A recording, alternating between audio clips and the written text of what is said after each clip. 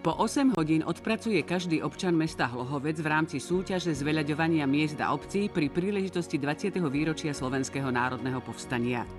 Vytvoria tak hodnotu vyše 2 miliónov korún. To už nie je maličkosť.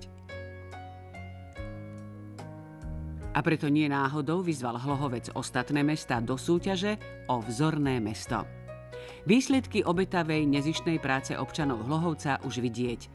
Celé námestie je ako jedna kvetinová záhrada.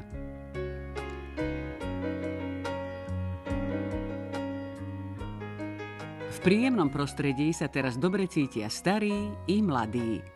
Celková plocha zelene v Hlohovci prevýši 7000 štvorcových metrov. S veľmi dobrým nápadom prišiel Mestský národný výbor. Vybudoval s pomocou žiakov základnej 9-ročnej školy skleník. Slúži pre školy a tiež na pestovanie kvetov pre hlohovecké parky. Jednou ranou zabili 2 muchy. Ozajstnou pýchou mesta je amfiteáter.